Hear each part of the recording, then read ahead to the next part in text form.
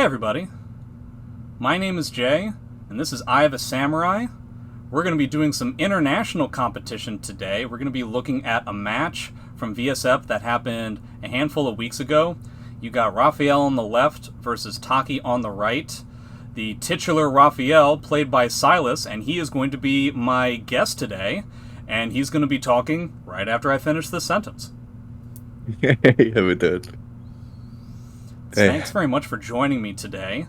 For anybody who just happens not to be too familiar with the international scene for Soul Calibur, if you don't mind giving a brief introduction of yourself, I'd appreciate it. Yeah, so I'm Silas. I live in Scotland.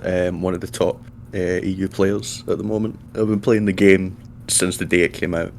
I love it so much, even though it's not as recognised today. I still play it very, very often. That's the age-old stereotype of Soul Calibur. It is a very small and very dedicated community of old people. It's like the median average for Smash players is 15. The median average age for Soul Calibur is like 33.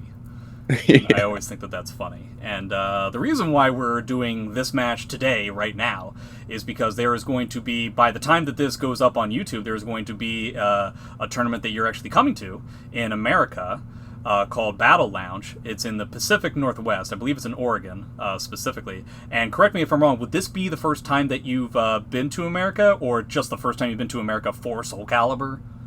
No, this is my first time in the US, like, completely. Okay. I've never been.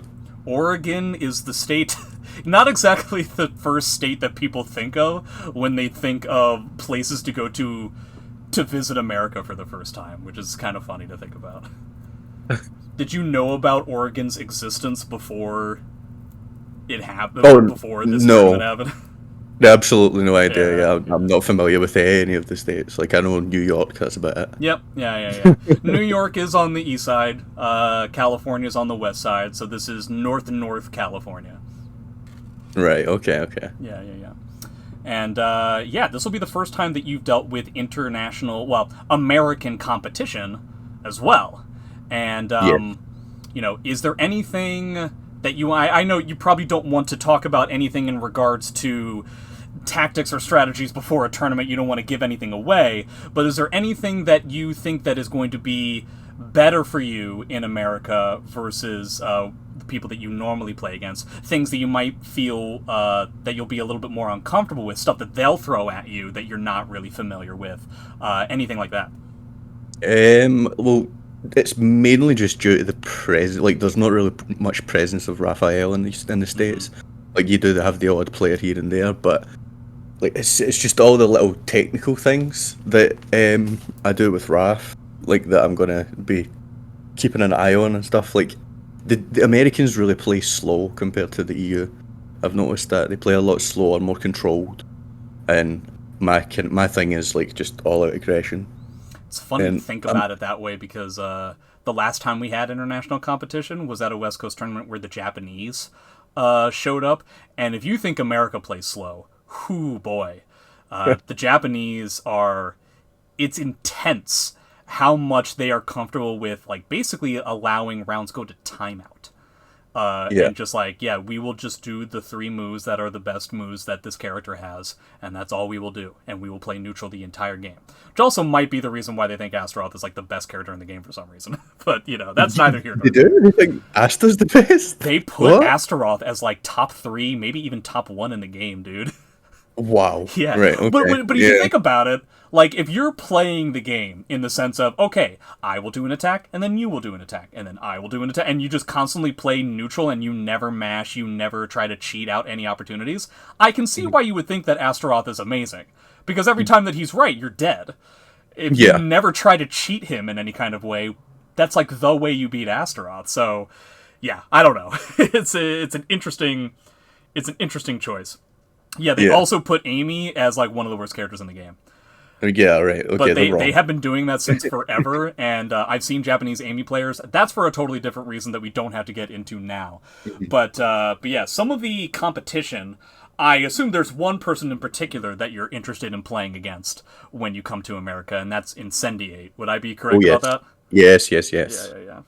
Which characters Because he's known for playing a handful of characters. Which characters do you think you're going to be most comfortable with and or least comfortable with? The only characters I don't really like playing against, like that really annoy me, is Shangwa, Amy, Hilda, and Siegfried. But the rest I'm very comfortable with. Trying to think. It's not like I don't know the matchups or anything. It's just they're very freaking annoying to play against. Like they do. So they've got so many different options to deal with Raph. It's really annoying. He has to play very very carefully. Yeah, I don't think you really have to worry about any Amy. I'm struggling to think of any Amy that's going to be there. There is one Siegfried I can think of that might show up. And honestly, I mean, Incendiate happened to be my guest on the last episode of Eye of a Samurai, and he was even mentioning at the time that he frankly doesn't even consider himself to be a Xianghua player anymore. He doesn't really play the character all that much, as you might have seen Evo. Xianghua doesn't really raise her ugly head, so to speak. He's used Ivy for all of those. Is Ivy a character that you find Raph and or you yourself do particularly well against? Yeah, Raph definitely does well against Ivy. I do agree with that 100% because I've played a bunch of games versus Ivy players in the EU. Like I played against Holy Carp, played against Maedros, who's also a really, really high level Ivy, and I feel incredibly comfortable in that matchup. It's very good. Like Raph it's really easy for Raph to get in versus Ivy. I know she's good up close, but Raph is obviously better. Yeah. He's just she's very limited on what she can do against prep. She has to do the hard read with the auto GI, or she has to mix up AA, AK, that kind of thing. But for the most part, playing at mid to long range versus us is pretty simplified with Raph because 6-6B. Just block something 6-6B. Right, That's it. yeah. You just automatically have an in almost regardless. And he has some unique punishes. He has some unique punishes for her as well. Like the 6-6A hold, like if he's close enough, he can 4-6A lethal hit. If the second hit whiffs, and that is really, really useful. Yeah, it's a nice little treat to have something like that. And it's like it's kind of regardless of where you are in that empty space when 6-6A hold, like the second hit whiffs, kind of regardless of where you are. So for instance, Amy will often get like a pretty good punish, but sometimes has to change up the punish depending on like what the spacing is. But 4-6A is such a long move. You kind of really don't have to worry about the spacing in those regards kind of at all. No, you don't. You don't. Not at all. It always reaches. The other matchup that you would potentially be worried about is Geralt. How do you feel about Raph versus Geralt? It's a bit like Geralt's armor is really good versus prep. But again, if Raph reads it, he can get a good few punishes on it. Like even if he does follow-ups and stuff. I don't want to give too much away, obviously. But he can do things. At least for me, when I was playing Geralt, albeit very limited time I've spent that, I always found Raphael, or frankly very fast characters, to be very frustrating to deal with as Geralt. Now that being said, Incendiate plays Geralt in a wildly different way than anybody else does. I found that he's cultivated a style with a character who, at least in my opinion, naturally wants to be very spacing, mid-range, poke-heavy, and he's made Geralt into a bit of a massively aggressive character, which I found, even to this day, awfully surprising. So I'm curious to see how that ends up working against Raphael. Some of the other people that I know are going to be there, I'm not sure if you're familiar with Sane. I know Sane. Yeah, Sane, Ivy player from New York, who frankly hasn't really done a whole lot post-pandemic. He really only shows up to one New York tournament, which is why when I saw that he was on the roster to go to this, my mind was blown. He's quite a wild card. Like when it comes to the EU, I get the impression that Ivy is one of the characters that you guys are most comfortable against. But Sane is insane. I hate to make that pun, but he's been ridiculous for a very long time. So I'm interested to see how that goes. And there's a handful of other people. You got some 2B with Gold Yorha. Archgraves with Taki, which is also going to be like one of the matchups. Archgraves might play Amy as well. We'll see. I think he might pull that off, in which case I'd be very excited to see something like that. But yeah, handful of people, and that's going to be happening in, what is that, like 2 weeks? Something like that? Yeah, roughly. Yeah, 2 weeks. Yeah, 2 weeks. 2 weeks from the time that this ends up going up, so make sure you're practicing breaking CS, and I wish you the best of luck. Or I guess you don't really want to break CS, you just want to duck it and get your lethal hit Yeah, launch. exactly. Like a Yeah, greedy little guy. yeah. Who needs to take it when you can duck? But yeah, speaking of tournaments, that there's been about 2 weeks of time before it happens. This was about 2 weeks ago, the match that we're about to go over. This is you Mhm. against Jason, typically known as a Mina player, who I believe was playing Mina earlier on in the tournament, and then also ended up switching to Taki against Mhm. you in this losers final set. Were you surprised to see that they switched to Taki, or did it make sense to you, and if so, why? Oh no, it made sense. Like Jason in Soul Calibur 5 used to play Natsu. Mm-hmm. So, and in this game he plays Taki and Mina. Like they're both of his characters. He switched to this matchup because he hates Mina into Raph, because Raph can punish everything that she does. Yeah. Absolutely everything. He can punish the sweep. He can punish Well Rising B, 2-2B, 3B. Doesn't matter the range, apart from tip range where it's safe. But Raph just gets in very easily against her, and he gets punished hard for doing making one mistake. So he picked Taki because Taki is notorious for, I'll just say it, shitting on Raph's prep. Like Mm-hmm. A6 just frame absolutely destroys everything that Raph has in prep. If I'm not mashing when I'm in prep, and she does A6, it forces me into Shadow Evade with the auto duck. And when it forces you into Shadow Evade, he's perfectly side turned every single time for the lethal hit. So Yeesh. if your execution is good with Taki, and I'm not mashing in prep, I'm trying to make a read or do a delay or anything, yeah, you'll lethal hit him every single time. The only thing that I can do to beat that is at mid range, Quick Parade works because the first hit whiffs and the rest are mid attacks. Oh, interesting. Um, Man, that's yeah, some really yeah. granular, like specific matchup related details. That's fun. Yeah, it's good. There's that, and then there's Prep RE, which also kind of messes with it. Um, she also has like just really annoying strings. She has so many ways to interrupt Prep. She has BA, she has 4BA, she has AA, AAB, AAK, A plus B, everything. She just deals with them a lot easier, and that's why I picked her in this matchup. Yeah, I've always I'm not surprised by any of that information after playing a little bit of Mina. It is frankly very frustrating to play Mina when you're dealing with an I-10 character that actually knows that they can punish quite literally everything that happens. Hmm. And I've always found that Taki does pretty well. She's a fantastic side character to have. She's a great meta character to have in 6 because so much of the meta overall is dominated by I-10 characters. And Yeah. I think that Taki does especially well, just in general, against Hmm. virtually every I-10 character. I think she does very well against Raph, Hmm. against Amy, Sword as well. I don't Yeah. know so much about Yoshi, but overall, I think Taki is a very fantastic pick because if only because she's the fastest character against characters that are used to being the fastest character, and so it Yeah. takes a while to get to adjust to that sort of thing.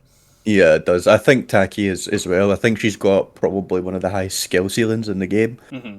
Like because like you've seen Woz play Taki. Sure, yeah, Like yeah, yeah. oh my god, man, he plays Taki to perfection. It's crazy how well he plays Taki. Like And the skill again, ceiling on the to have a character. pocket Taki Yeah. is the Yeah. reason, frankly, with all like I'm not trying to be disparaging here. It's like that's the Hmm. reason why he won Waffle. Like Hmm. when he was playing Setsuka against Skill, he looked like a master, and I've heard that matchup is like the worst matchup in the game. Hmm. Mitsu like getting destroyed by Setsuka. But in order to get to that situation, we ended up having a situation of he ended up switching to Taki against Utoto and Hmm. against Linkors.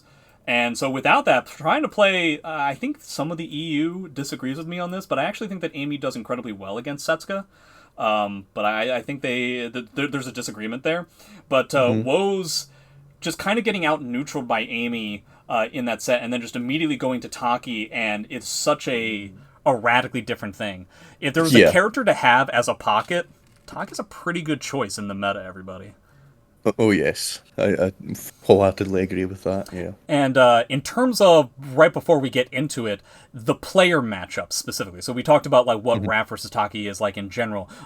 What is your experience against Jason? Was there anything that you had seen in his Taki either from previous times that you had played against him, or just maybe matches that you had seen from this event before you ended up playing against him that Mhm. were specific insights that you were going to check on during the match, or you were like, oh, I'm noticing that his response in these kinds of situations tends to be something like this, like mash or wade or step, and you were going to try to lean on any of that kind of stuff. Yeah, so in 2022, when I won versus fighting for the first time, he picked Mina into me for this to start with, and then he picked Taki. That was the So I last have time prior, that he ever did yeah, it. yeah, that was the last time he ever picked Mina Sure. into Raph. Yeah, so I kind of got the whole rundown of how he likes to play Taki. He's very setup heavy. Like you'll see in this game, he always sets up a force block A plus B Mm. when he gets a knockdown. He's very, I wouldn't say slow. He's Methodical, maybe? patient. Yeah, methodical, Yeah. patient. Like he's got a good memory. Like he knows exactly what you've done. Like the first round, and it's like the fifth game in, he'll remember everything that you've done, and he just like it would just adapt to it. He doesn't necessarily always go for the hardest punish, which kind of lets me get away with certain things. So I knew, like in certain setups, if I was just stubborn and kept doing the same thing, he wasn't going to punish me very hard. So I would just keep doing it to enforce that he can't do something in like a certain situation. So it just like it gives me more leeway to get in on him and get inside his head, that kind of thing.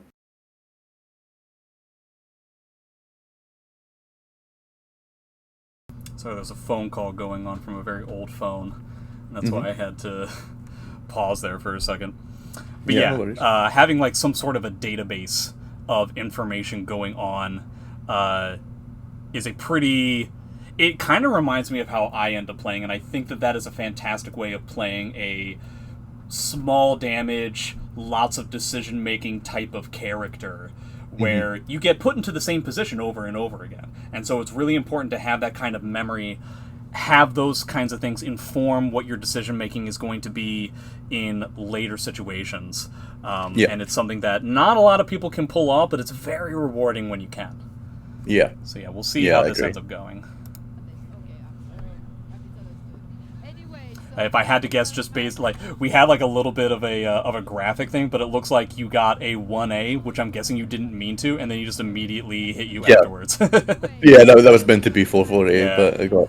not very often that 1A comes out into play, but hey, 4A, that's also something that we don't really see come into play all that often. Was the Yeah, 4A intentional? yes, it was. Yeah, it was. Oh, It's just to contain people from stepping because I knew he was going to step a lot. So in 4A, well timed, it'll give you the counter hit, yeah. and it's hard to punish because it is -16, but I don't really see anybody punish it very hard. It's one of those. This is one of the most frustrating things to me about Soul Calibur 6, where it's just like the block stun. Like, yes, it's technically Yeah, 16, no. but you have to be Johnny on the spot in order to actually get the full blown 16. So at best, Yep. you just get an I-12, which you're probably willing to eat if you happen to be Oh wrong yeah. about a 4A. Hmm. Ooh, end up getting the duck on the 3B. I wonder if he actually meant to. Oh wow, what a fantastic punish on the 3A plus B as Yeah. well. And this is maybe probably one of the situations that you were talking about. So post A plus B on block, we end up challenging with a really fast Yes. wall rising BB, and this is Yeah. something where The like old you're willing to eat. Like, what is an option that Taki has that could potentially really blow this up? sidestep into A6. Yeah. You can lethal hit or sidestep into 3B, but again, I have to be with my back to the edge or like my side to the edge of the wall for it to really matter. The worst case scenario, I eat an A6 lethal hit, I take a bit of damage. Yeah, I think you would I'm not dead probably anyway. like lose half Yeah. the life that you have now, which means that you're still like you'd probably be like dead to a grab. You'd have to be correct about the next mix, and if he has to hard sidestep in order to beat this move, that is quite a read. That is, it's quite a Yeah. read to put myself at frame advantage. Or actually, I can't remember what Taki's A plus B is on block. It's Plus good two. regardless. It's +2. Yeah, so there you go. And Plus it two in forces crouch, you into full crouch, yeah. and it's not really, it's not necessarily intuitive that you then immediately have to hard sized up against your opponent's attack. So, you know, it's a perfectly reasonable bet to make at the very beginning. Not to mention it gives you an opportunity to check on your execution. So that's nice. Yeah, exactly. Execution check. It's always something, because Woes used to play this character back when the game first came out. And you always, in case people ever have to play against Raphael players in tournament, never give them the opportunity to give themselves an execution check before the match. Never allow a Raphael player to do that. Second you see that they're not doing a button check and they're doing an execution check, just immediately pause and be like, okay, you're good, right? Because you were just doing an execution check, you weren't checking your buttons. Yeah, it looks like a ring out there. This is kind of the situation that you were talking about before. Yeah. Just with a different counter hit instead of an A6. Yeah, he likes this Well Rising K in this matchup. Which makes sense, it is good, yeah, it is good. But, like, I prep into prep A will beat that in most situations, but you need to be frame perfect with it. It's weird. There's the first instance with the A6, yeah. And this is kind of essentially, if I'm in your position, you can correct me if I'm wrong. So this is kind of what you were expecting in the sense that, so you have the A plus B, and you knew that Wall Rising BB worked the first time round, Yes. and so you've decided to go with the same option again. He ends up using the option that beats this, but ends up only getting BA in the setup. So you're thinking, so if I'm in your position, it's kind of a win. It's kind of like, okay, well, I was wrong, but it really wasn't that big, so I can actually harp on that response more often than normal. Exactly. Oh, jump B. I'm sure that was intentional. Yeah, it was. I thought it was was it? Okay. Yeah, it was. Well, la-di-da, okay. Yeah. Like here, yeah, I'm pressuring after the B slide A. I would just bait, yeah. I knew that was coming. Yeah.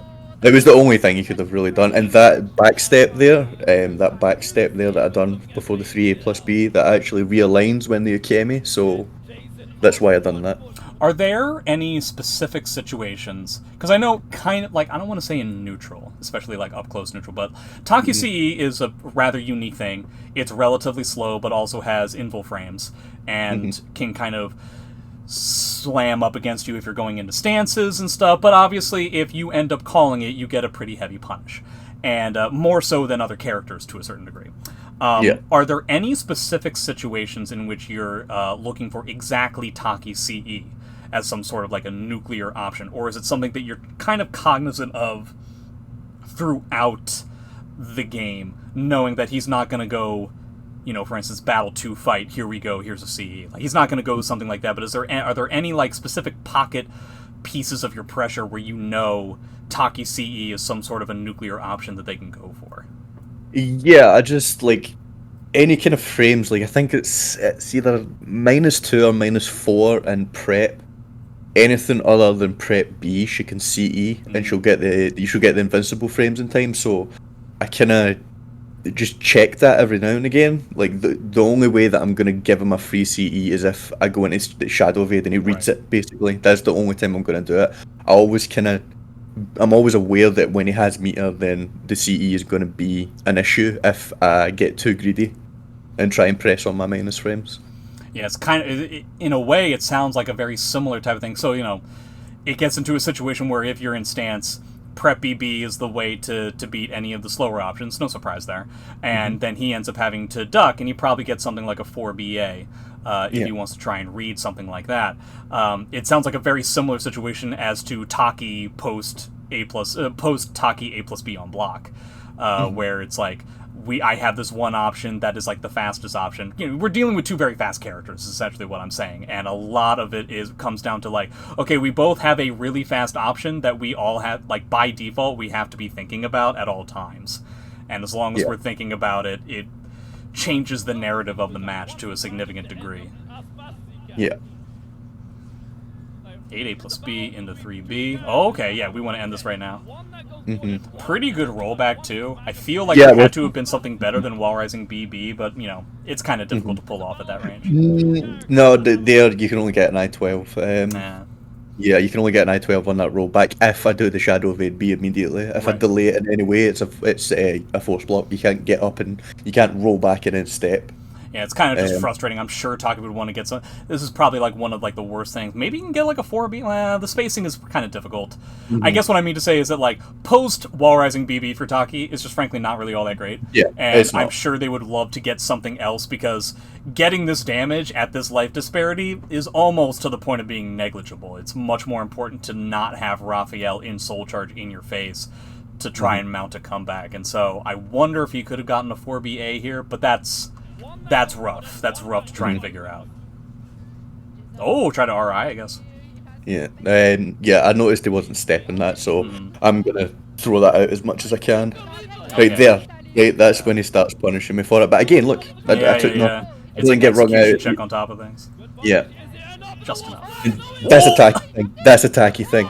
That only it's like happens. Taki specifically? Interesting. Yeah, Taki specifically. And it only happens when you get her side turned or back turned. When she hits the wall, 2A plus B, she can get me out of the way. I forgot about that. That's I should have so 1K. interesting that it's only Taki. So it's not like Voldo back turn or anything like that. Like the characters that we typically think of when we think of characters that where their hurt boxes kind of get eliminated.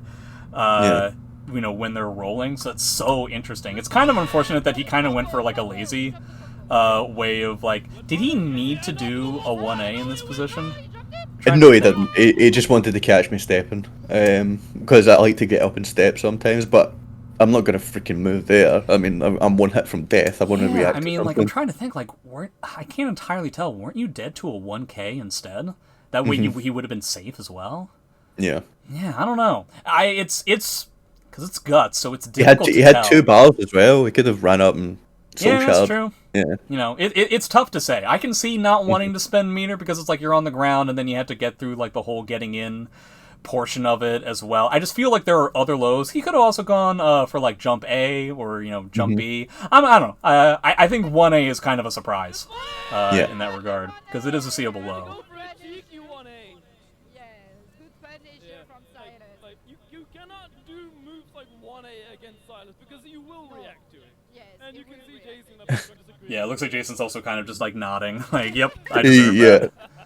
I won't do this anymore. I feel like, I might be wrong, but I feel like the only reason why Jason wanted to keep this stage is because he was on the 2P side. Like, I feel like because of the natural incongruent irregularity of like the ring positioning for this stage specifically, he felt more comfortable on a stage like this specifically because he was on the ring outside. Oh wow, that ends up going under the back turn B. That's funny. Back turn B, yeah. Man, he was mashing after the 6B as well. Yeah, he was. Yep. Yeah. So yeah, getting very aggressive. I don't know if I want to say desperate just yet. Kind of surprising that he falls apart to this as well. Correct me if I'm wrong. Basically, the entirety of Quick Parry can be step ducked in a position like this. Yes, it can. Yeah, it can. I wonder why that doesn't even say counter hit. It just looks like he got like a raw, was wrong on the mix, and that's it. And like you said, he is playing very defensively. I'm not seeing like, the kind of mashes I'm used to seeing from Taki. Like he's mashing in certain spots like this, but does Taki's 3B, like the inherent tech crouch and the larger range, come into play in this matchup at all? Because it's the first thing that I'm seeing in this matchup where I'm thinking like, oh, he could have like, if he wants to mash out of a certain spot, I'm surprised that he isn't trying something like 3B to just get out of dodge. Weird thing. Yeah, the weird thing is our 3B tech crouch frames aren't good enough to get under prep BB at -4. It actually counter hits her. Which is weird. Nice. I have no idea. Yeah, I've no idea why it works. She can slightly delay it to go under, but it's like really specific the timing, and both timings lose to Quick Parade if I get right as well. So because I guess 3B just isn't as strong of an answer as I initially thought. Yeah, I hate Raf's 2A. Raf's 2A. Yeah, clearly, it's just non-existent. Honestly, I don't like it at all. Yeah, it's kind of surprising. Like, when you think of a character that would probably have, like, a good 2A, you would think about Raph. Using a lot of 3A here, too, huh? Yeah. Not worried about any potential punish? No! Yeah. What happened here? So your side... trying to think. Okay, so you get the 2A. And then... Oh, okay.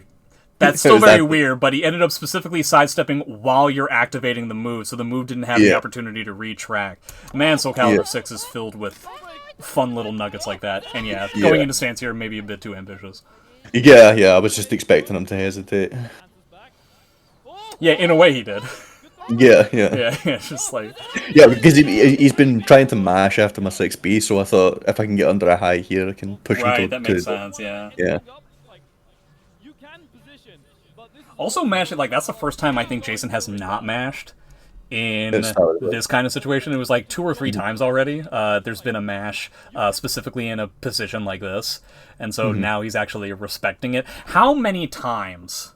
I know this is kind of an amorphous question. It's a little bit difficult to pin down, but like, how many times, like, if a tactic you've had is working, and then the opponent shows you that they know the answer, how many times do they have to show that they know the answer and they're willing to do the answer before you actually like take it seriously? Do you know what I mean? Like, there are times when I'm like, okay, my opponent has shown to me that they're worried about this, that, or the other, and they've punished me 2 or 3 times, but I don't care, and I'm gonna keep going for it. You need to hit me more times in order for me to care about it, or do you have like a different threshold? Yeah, it has to be more than 3 times in a row before I'll stop doing something. Right. Like, I'm very, very, very stubborn in this game. Like, see, if you don't show me that you know the answer, and you don't demonstrate to me that you're gonna do it every single time, I'm not gonna stop doing it. And I guess there's also like a certain level of context, because it's like, if they're right and they get like 20 damage, but if you're right, you get 80, then the number gets even higher, because you're like, well, you know, the mathematics dictate that it's okay for me to continue betting on something like this. So yeah. I guess I'm just wondering in the sense of like, so this is kind of like the hard answer that he has for a situation like this. I guess, like, you know, the answer could have been duck and punish instead.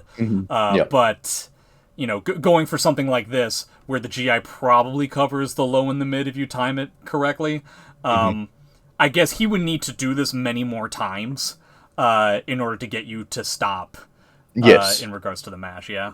Yes, because he doesn't get much here either off the GI. Which what level is this? This isn't even... Level 3. Yeah. So and we just go immediately back into the same position that we've been in many times already. Just the Taki A plus B into Wall Rising B. Like, because the only way she can beat that is Wall Rising BB, and if he starts doing that, Wrath can actually step the second hit of Wall Rising BB cares, and lethal hit. Yeah. It's one of the biggest problems that I think that Taki has, is that her Wall Rising game, if you're not getting 4B as your Wall Rising punish, her just traditional Wall Rising moves, they're pretty bad. They're just not very good.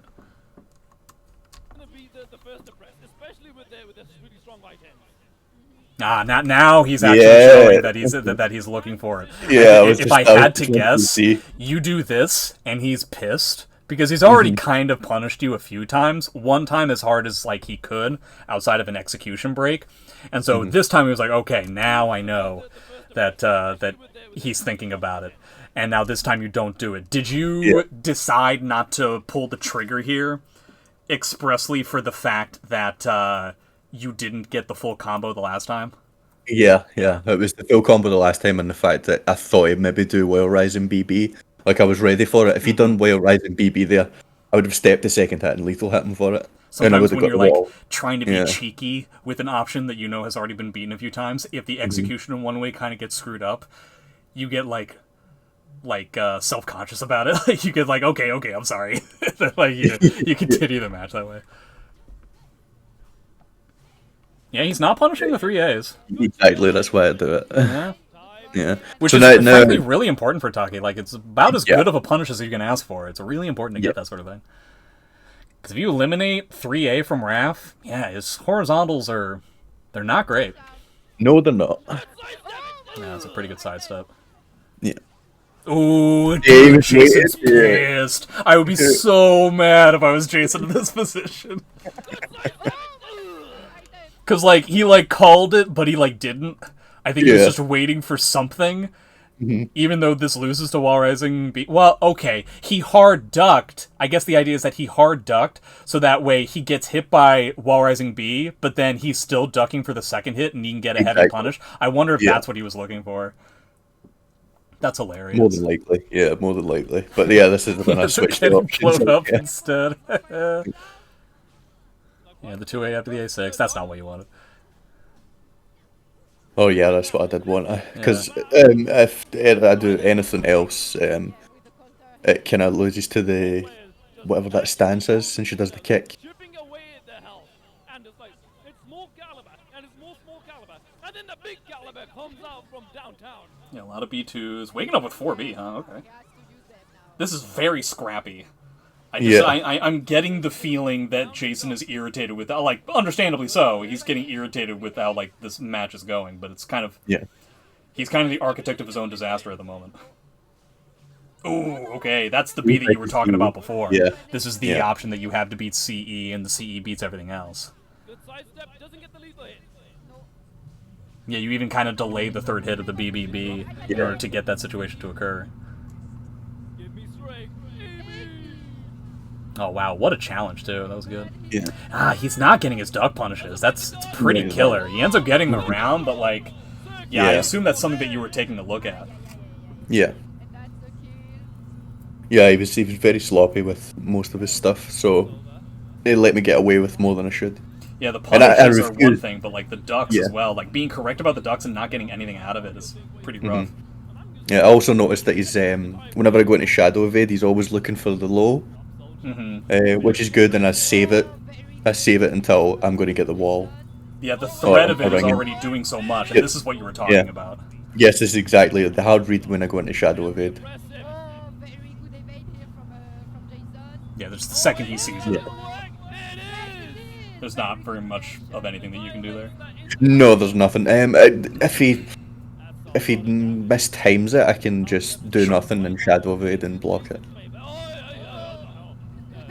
Challenging with some A6s. We weren't really seeing A6 before, and now it's actually coming out, which is pretty good. Ooh, the Rap RE! Here we go! Nope. It will never not be irritating to see. Yeah, no. So you decide to keep the stage here. Is there a kind of stage that you would prefer, and or a kind of stage that you would rather avoid against Taki?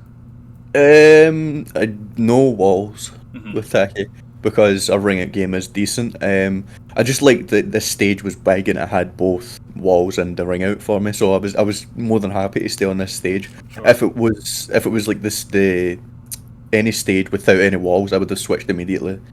I just like I don't really mind the stage as long as it has some sort of wall on it. Yeah. So you don't have to deal. Yeah, Raphael, not exactly known for their ring outs. Yeah. I mean, he does have good ring outs, but it's very specific. Yeah. Yeah, not as much as like, just Taki hitting you with a wall rising K somewhere. Yeah. Ooh, and this is something that you've been trying to set up a handful of times before. Yeah, that was a buffered 3B. I was trying to do 3B and fucking I got 6B. Because he hit me with the Whale Rising A and the second hit whiffed, I tried to 3B from crouch and got 6B. So this is something that's interesting. You were talking about this before, but let me see if I can... It was like at the beginning of the round. So he's ducking. That's how this ends up occurring. He's ducking again. So he ends up getting like a good punish. So that makes sense that he's ducking for some of these lows, especially in stance, because he gets such a higher reward than anybody else. And then it's like during that next exchange after the unfortunate buffer, it's the same kind of thing. So he seems to be very duck heavy, and I'm not sure like what Raphael does in terms of that. I think we had talked when you were in my chat not that long ago. You don't really use bleed anywhere near as much as I think Americans are used to. Is it just not a move? Does it not come up for you? Would you rather use 3B? Is there a specific reason why you don't use bleed, or is there does it just not come into your head? It's a good move, but like in my experience, like you get predictable with it, and if you get predictable with it, like bleed on whiff is Raf's worst move to whiff. Like if you whiff that, they get a guaranteed punish on you no matter what you do, as long as they're quick enough, as long as they don't wait like 3 seconds for you to do a quick parade. It's a decent move, it's got good range, but it is easy to step. I guess the idea that you had to be worried about is just like an A6 lethal hit, which can lead to all kinds of terrible news. Yeah, because if you noticed, I done bleed in I think it was the first game, and he sidestep lethal hit me, so I didn't want to do it again. Yeah, so I guess because he was 3B is just overall better, ever so slightly on whiff. It's because quick parade will beat will beat follow-up mids, Right, and yeah. I can shadow evade under the highs and stuff. Oh man, he was right about you ducking, but you decided not to pull the trigger there. Yeah. Run straight to 660. Right, you see here? Right, he's been blocking the low. Solo attack. He's been blocking the there low. you There you go, go. yeah. There you go. See? Yeah, basically the entire round is a microcosm of conditioning. Yeah. Jason had, what is that, 5, maybe 6 times during that round where he was compelled to either stand, block, or duck, or crouch, and he had been rewarded and punished for crouching every time so far in that round. So yeah, it's kind of funny. Probably the best bet that Jason could have had in that situation was roll. Like, I know the low, like, still gets you, but, I don't know. When you go for a response in the same way so many times, sometimes you have to, like, put a feeler out just to see if you're right that the opponent's paying attention or not. Oh, was that BB intentional? Is that, like, a tech trap? Yeah, it was. Yeah, it was a tech trap. Oh, It cool. catches backhand right tech, and it's like 100+ damage. Off Yeah, I of was gonna ask why the what is it, B4, like sidestep B4, and I guess that's the idea, is that's the move that's necessary to set up the tech trap. It sets up the tech trap, and there's a force block after it as well, which is B2. You can do B2 or you can do 3B. If they don't Ukemi, 3B and B2 are a force block.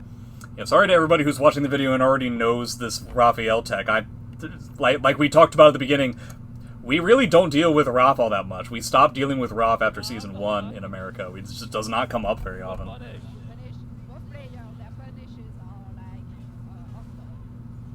Ah, the good read. Delayed GI. Ooh, that's so nice. Yeah. Oh, wow. Yeah, so you don't have to worry about this parade. literally at all. Yeah, free quick parade. Yeah. That's so cool. As soon as I see that, I was, you're dead. That B4 just faded through her. That is a common thing with Raph. It only happens versus the female characters in the game. Interesting. For some reason, Smaller for body some models, reason, yeah, it has to. it does. It just fades completely through them. Even for characters, does it happen on 2B by, like, just out of Yeah. curiosity? That's Yeah, it so doesn't happen interesting. on She has 2B. such a wide gait that I would not have considered her to have, like, a small body model.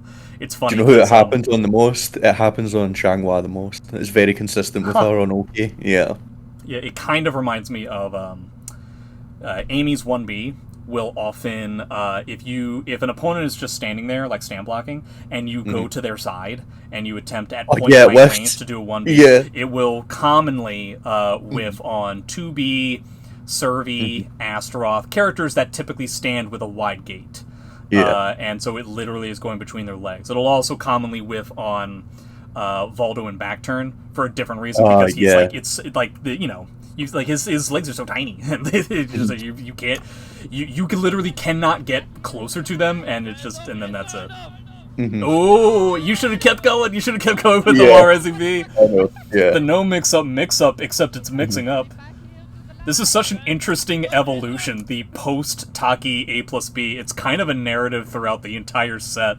As, like, we're saying the same words, but we're, like, changing up, like, the pattern in the letters. It's very interesting. And he did the 1A. Yeah. Wow. Because in that situation, I'm trying to think.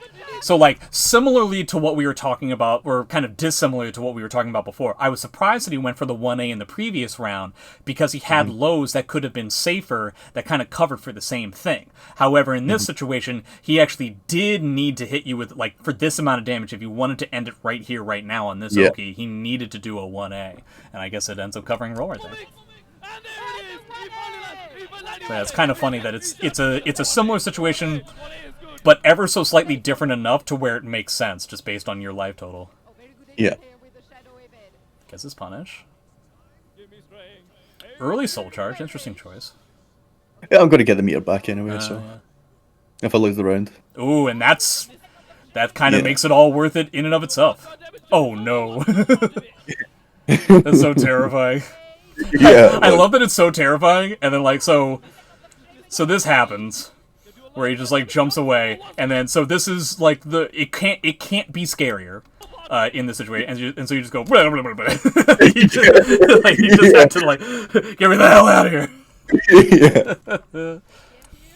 All right, so now we're kind of in the same position. Oh man, you could have died there, I think, right? Yeah, exactly. Yeah. Exactly. But yeah. again, like it's as you talked about, the reward that he could get isn't there, so there's no reason to be worried about the monsters under the bed that don't actually exist, right? Exactly. No, he did Wall Rising K into A6. Okay. Just calculating each other's reaction, sidestepping precisely. Okay, a little bit of guard damage on your end, but nothing to really worry about all that much.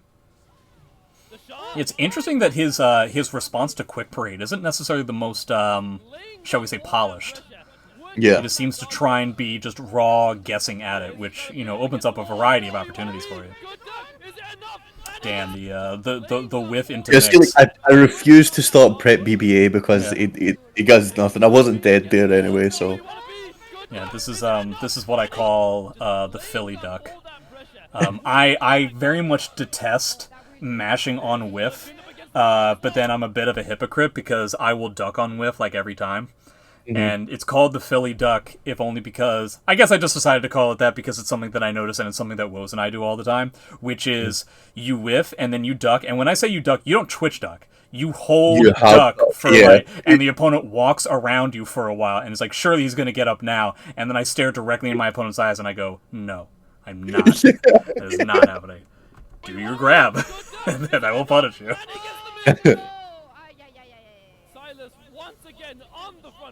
One of the members of chat is asking why you don't end up going for the Wall Rising BB into prep KKB. Because if I drop it, it would have killed me. Yeah. It's minus 16. The old execution handicaps. Yeah. Setsuka players probably feel similarly in those types of situations. Yeah. A lot of guard damage. Interesting. Was that hop intentional? No, I was trying to step. Oh, okay. I can kind of. That being said, I can kind of see it. I can kind of see a hop in a situation like this to just, kind of mitigate what kind of damage you're going to be taking. You end up taking a good chunk of damage here, but off of like 2 reads. Yeah. Whoa! Okay. That's a tacky thing. That's a tacky thing. I want to point that out. That is a tacky thing. When Tacky does that stance, all verticals will track her if you time it right. Yeah, I guess that I'm not entirely surprised. The fact of the matter is that tech step is just very bad. Yeah. It's very bad. It's just way too slow. Alright, there's the bleed. So we're at 2-1. I can't remember. It's also kind of funny that the guard crush game is occurring. Like it's like the guard gauges are blinking, and yet we haven't really seen. I'm trying to remember. I don't think we've seen a significant guard break just yet. It just hasn't really come up all that often. He's stepping way too much for me to kind of want to go for stuff like that because most of Raf's stuff's vertical, as you know. Yeah. But it's only going to take him one step, and I don't want to get too predictable. So I guess the idea is that you just want to go for the guard crush. Raphael does have the ability to try and get good amounts of guard damage to the point where it's a threat on basically like forced blocks to try and set that kind of stuff up. So you don't really have to worry about trying to take bets to get guard damage. Yeah. And so I guess the idea is that you just want to take the threat of the guard damage off of the force stuff. That way the opponent is inherently compelled to sidestep afterwards. Mm-hmm. And then you just have to deal with that, which is easier said than done with Raphael. But still. That K cancel was meant to be a 4-6K there. When yeah. Anytime I see a Raphael player fidget about when somebody whiffs, I assume that it's a 4-6 lethal hit of sorts. Yeah. It's the buffering in this game is very bad. Yeah. It did. I hate to say this, it really didn't used to be that way in other Soul Calibur games. I don't really know what happened, but the buffering in this game is ooh. So we end up going for like the really fast mid there. It doesn't end up making hay. Does that mean, because we had the last time we talked about this was when the mid ended up winning you the round, and it was because you had looked at all the other responses and how he had been ducking so much in like the precursor round. Now that he has blocked the mid, is that something where you now go back to the low, or similarly to what we were talking about before, is that not enough? Because it's not like you got punished for it, but you did end up losing out on your pressure. Mm-hmm. Yeah, it's not enough to make me stop doing it, to be honest. He's scared of the Shadow Evade B now, so Shadow Blade B and K come into play, so I know he's going to be standing still for the B, so it's a 3+7. Yeah, so, at the super very least, the worst thing that can happen is that you get guard damage out of it. yeah. Ah. Laying in all these little Oh man, I really appreciate, like, this could legitimately just be a study on conditioning if we just looked at every encounter of post-Taki A plus B in this set. Like, how radically different all of the responses are. Because now we've gotten to the point of, I know that you know that I know that you know, in regards to, like, the Walrus B. So now, in these situations where you're at, like, -2, you go, he decides to do this, and I like that. That's the second time I think he's ended up getting that lethal hit, specifically on the 6B, so that's an interesting read that Jason has. Ooh, Again, okay. it was another buffer because of the way around that makes sense. it's so annoying. It's so annoying. It's especially tough for characters like this. Like, the buffering comes into play when you get counter hit by a small poke, and the game decides to take, like, so, you know, you got counter hit, you were trying to do a move, but your faster opponent ended up hitting you. And so the game decides, okay, well, you probably still want half of the input that you put in, right? And you're like, no, why would I want that? That makes no sense. Yeah, it's very annoying. Wow, that's a very bold and interesting choice to GI the delayed, what is that, prep AA? Yeah. Like, I don't even think that you had shown that yet. I wonder, do you think No, that you he doesn't. specifically read that specifically? Yes, he did. Yes, Okay. yes, he did. Yeah, because it's very common. I do that very commonly because I want to get a safe exit out of prep. Yeah, so. it makes sense. This is another pretty big read. I think you had it in the previous round as well, getting a lot of Quick Parade. Quick Parade doing a lot more work in this set than I had previously expected. Yeah, yeah. Seems like the worst stance that he has. I might be wrong. Oh, what a pickup! I like that. Yeah. Yeah, now we're to the point of post Taki A plus B where neither player feels comfortable taking a bet on anything. It's like, okay, I did the thing, but you didn't. Yeah. And in a way, it actually is kind of a reward for you, if only because he ends up getting this A plus B, he puts himself at frame advantage, but not only does he not do anything with his frame advantage, but he puts his back to the wall.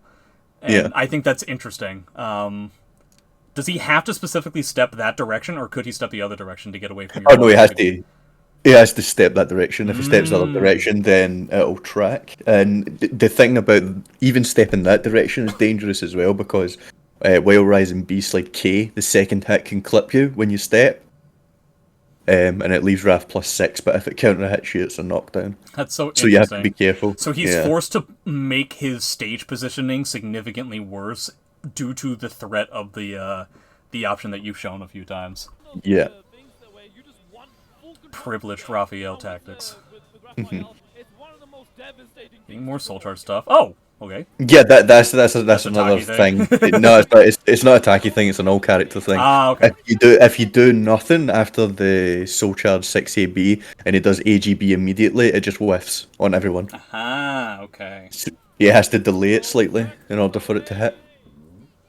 Getting a lot more grabs now. Yeah. It's also another...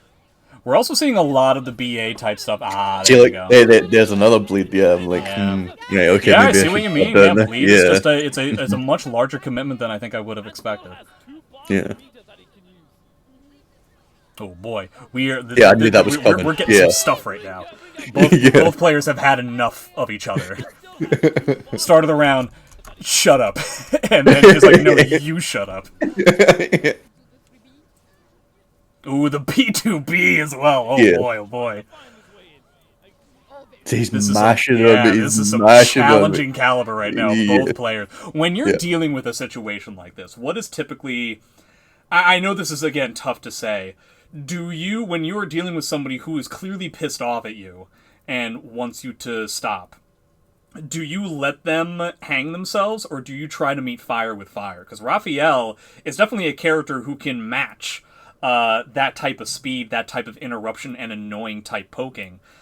Or do you feel like it's still more valuable to be like, okay, he wants me to stop. I know I'm kind of giving him what he wants, but he could, if I get a correct read, I could get a massive punish because he's, being pretty reckless with his frames at the moment. Yeah, definitely. I play like It depends on the player, to be honest. Like, it depends if I think I can outsmart them or not, or outmash them, kind of thing. It just depends. But in the case of Jason, yeah, I just resort to spacing and making him whiff, that kind of thing. Okay. Like, Yeah. I'm just gathering info at the moment in case he wins this game.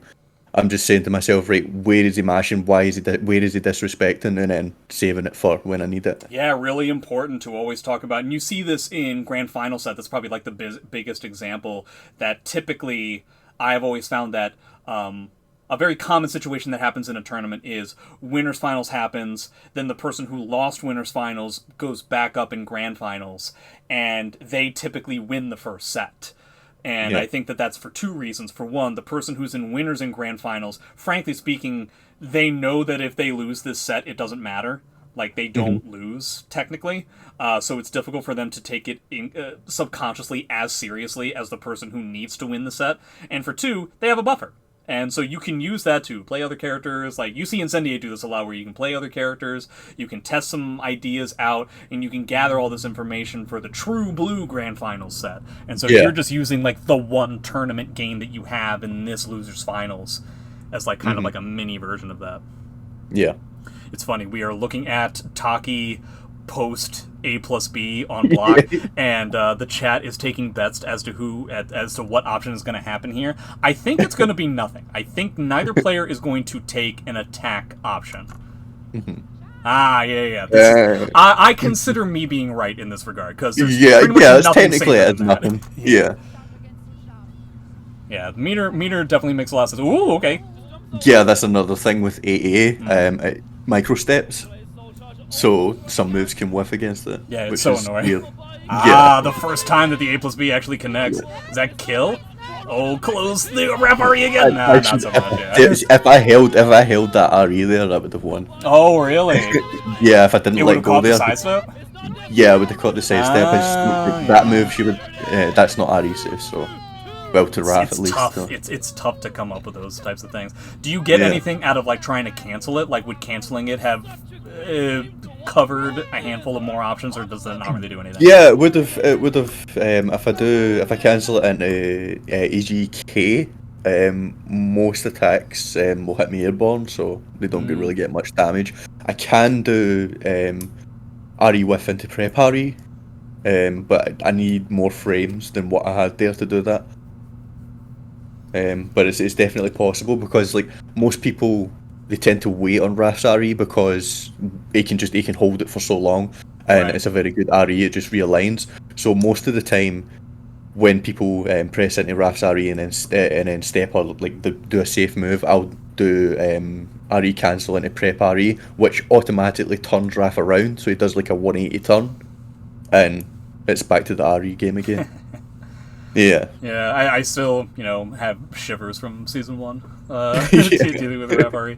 It's not as strong, but it's still good. No, yeah. I also appreciate the fact that I can't remember if it was the last round or the second to last round in the previous game that you did a run up 1K and you just A6'd you out of it, and this time you were like, no, I still think this is a good idea. Yeah. But you end up getting A6'd anyway. You're not out, are you? No. Oh man, it's dangerous. Yeah, I'm not out, so it takes this, and then this. Yeah. Interesting pickup. That was so odd. Yeah, it was. It was a setup. He didn't want his back to the edge there. He did not want his back to the edge. Yeah, specifically like changing it. And hey, here we go. I can't tell if it was like a botched step duck here or if he just like raw tried to block low. But this is going back to trying to catch these like similar situations here. I guess you can't really step duck in You can't in that situation. No, you can't. You need to mash step. You need to mash it to get around that, and you need to step to the right. If you step to the left, it will realign. I guess if you don't really care about the resources, how much did he have enough meter to RI in that spot? I guess that's probably the appropriate situation if all you want to do is, regardless of resources. I guess the idea here is that the second you see this, he could potentially RI, but he literally just got the bar, so I understand not having it in your head. Yeah. Yeah, huge damage here, plus the stage positioning. This is that's a tacky thing. It's a tacky thing. It would a tacky and a Shanghua thing. There's so many like specific character situations. This is looking like Amy versus Astaroth. Like, no, this doesn't work. No, this doesn't work. It's just like the frames that you have to do it are seriously like took away. Like you've got less frames to do the prep BK on Taki, X, and Hilda. SSylus just clawing back position. Definitely getting some good reads on the mid-low mix on the stance right now. Yeah, like I'm just playing space here, so Yeah.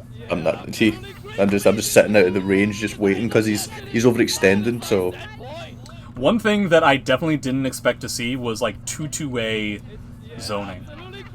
yeah, I love from 2-2. Raphael. I love Really? it. That is interesting. Yeah, I love it. It's such a good. It's a good move Is because you've got 2-2-AB, you've got 2-2-AA, Yeah, that's good. and if you get like 2-2-A on hit is plus 12. So Oh, you know what? I did not know that it was plus 12, so I guess there Yeah. is that. If you can get to double-digit plus frames, that's pretty good. yeah. Gonna go for that life deficit. Oh, he's trying to step there, I guess. I don't know. Yeah, he stepped the right way, he just didn't step far enough. Oh, very good counter here. He's got a lot of work to do, but he has the meter to do it. Down. You were trying to delay, and you just didn't end up getting the delay that you were hoping for. Last one.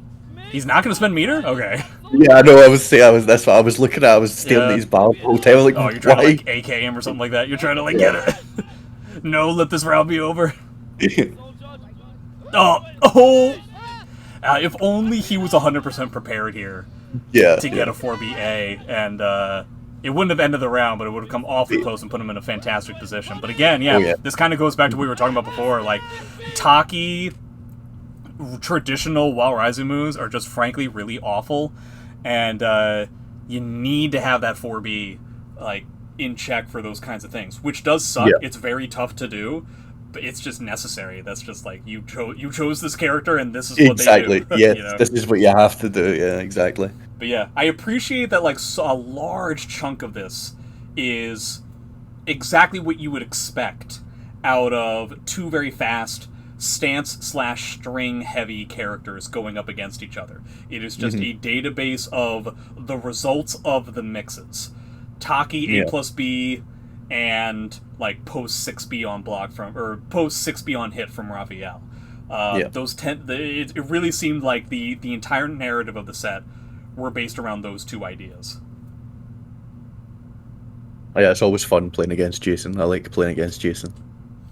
How often do you get to play? Is it just like basically just this tournament? Yeah, just offlines because Jason doesn't really like playing online. Like he's never been a You're fan. kidding. I know. Who could possibly dislike yeah. What's playing wrong with Soul Calibur online? 6 online? Yeah. Yeah. Oh Yeah. boy, I really chose a crazy thing to do with my life. I chose to be one of the 3 people who spends hours every week, just like, yep, I did this thing, but then the game was like, no, it doesn't matter. yeah. What are you gonna do? Yeah.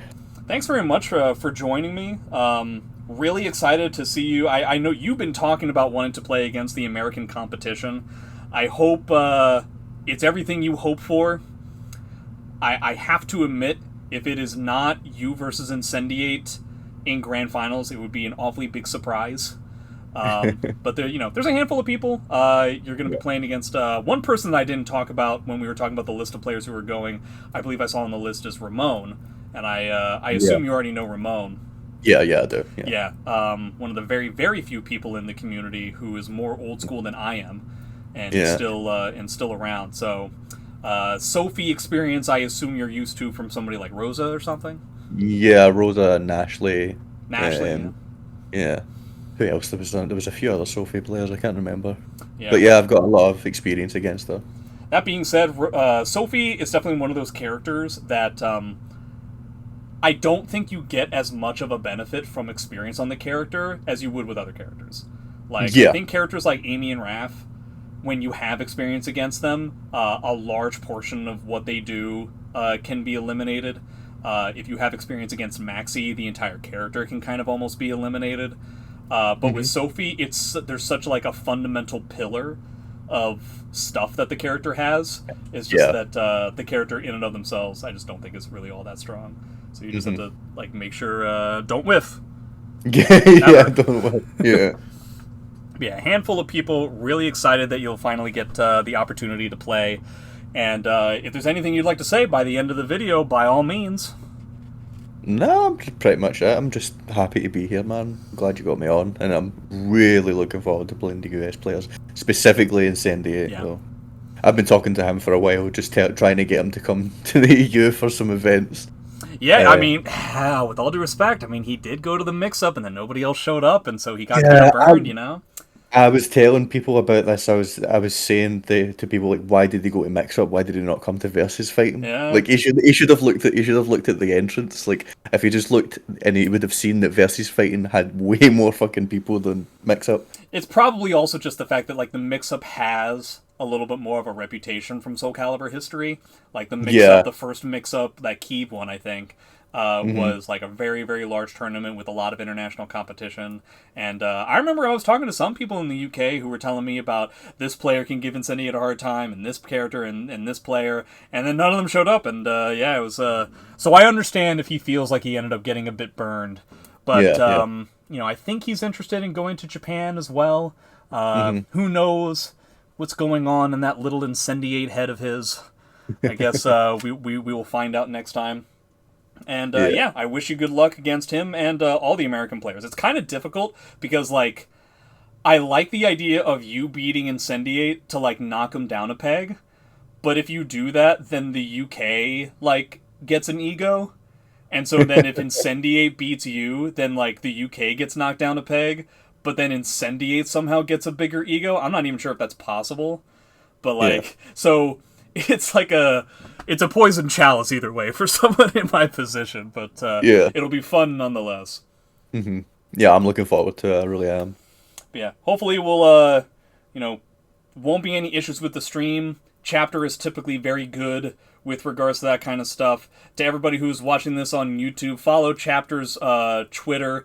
It'll have all the information for the Battle Lounge. It's happening on, what is that? I think it's like 2 weeks from now, just in case people are watching this in not too much time. I think like the 14th or something like that. Yeah, let me double check. Yeah, let me not lie in the video. Yeah, the 14th. Yeah, 14th. August 14th, that's when we'll get to see these people play. September 14th. September 14th, yeah, sorry. August 14th is come and gone. And September 14th is going to be the date that we'll see it. Thanks to SSylus for coming on and talking about this match, and thanks to everybody who watched both on YouTube and on Twitch. Join me for the next Eye of a Samurai, where our guest will be a different person.